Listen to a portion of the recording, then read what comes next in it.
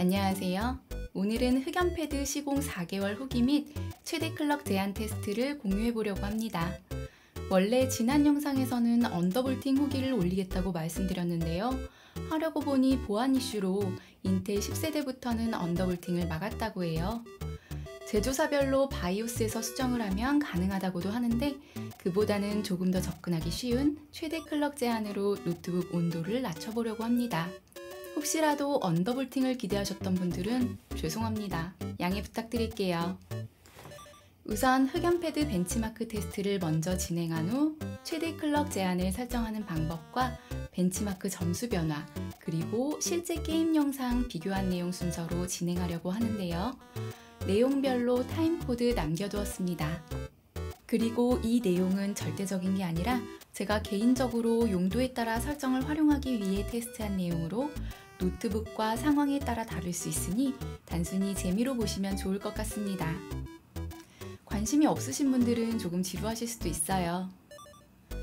그럼 흑연패드 후기부터 시작해 볼게요. 먼저 지난 1월에 측정한 흑연패드 시공 전과 시공 후 파이어 스트라이크 결과입니다. 이어서 4개월이 지난 최근에 측정한 결과인데요. 지난번 측정 시 방 온도를 재지 않아서 이번에는 24도와 20도 두 가지 상황에서 테스트를 해보았습니다. 예상했지만 역시 20도일 때의 결과가 조금 더 좋게 나왔어요. 시공 직후에 비해 점수는 조금 상승했지만 의미가 있는 정도인지는 잘 모르겠습니다. 하지만 시공 전에 비해 온도는 확실히 낮아져서 4개월 후인 아직까지는 성능 저하가 없는 것 같아요. 이어서 타임스파이 결과인데요.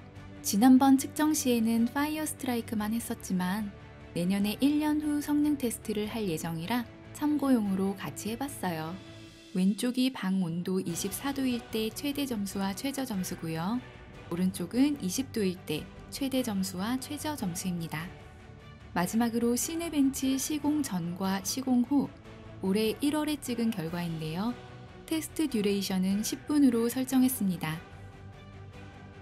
이어서 시공 4개월 후 방 온도 24도, 20도일 때의 결과입니다. 듀레이션을 끄고 테스트하면 9300대가 나오는데 지난번 테스트한 기준으로 10분 설정했어요.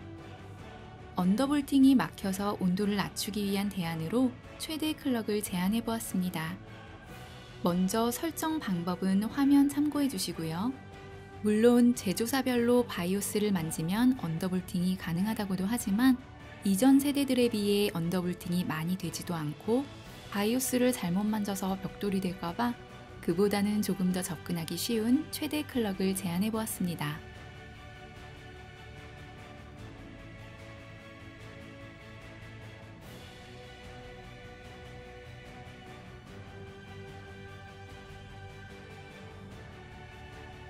클럭 단위 메가헤르츠는 생략하고 4600, 4400, 4200, 4100, 3900, 3700 각각 5회씩 테스트했고 잘 나온 점수 기준으로 비교했습니다.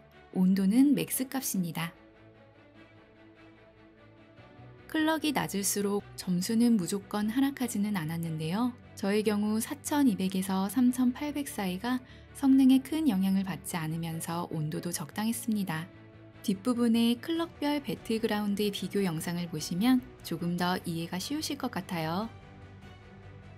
타임스파이는 오히려 4200에서 3800 사이가 최대 클럭 제한이 없을 때보다 점수가 더 좋게 나왔어요.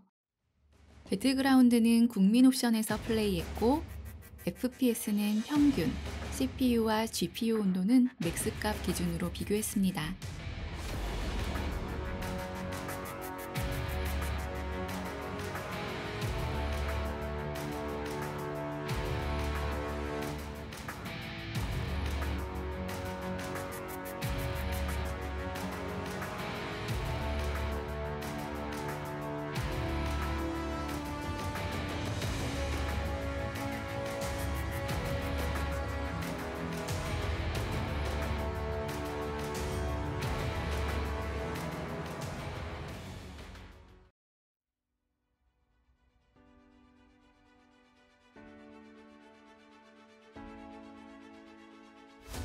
우선 설정하는 방법은 영상을 보시면 쉽게 이해가 가실 거예요.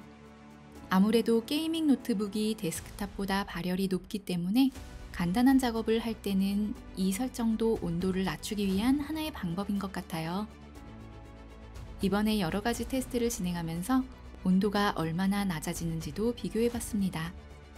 최대 프로세서 상태를 99%로 1%만 낮췄는데도 CPU 온도는 거의 30도가 낮아졌지만 CPU 성능도 50%나 감소하기 때문에 퍼포먼스보다는 가벼운 작업에서 온도를 낮추거나 외부에서 배터리 사용 시간을 늘릴 경우에 추천합니다.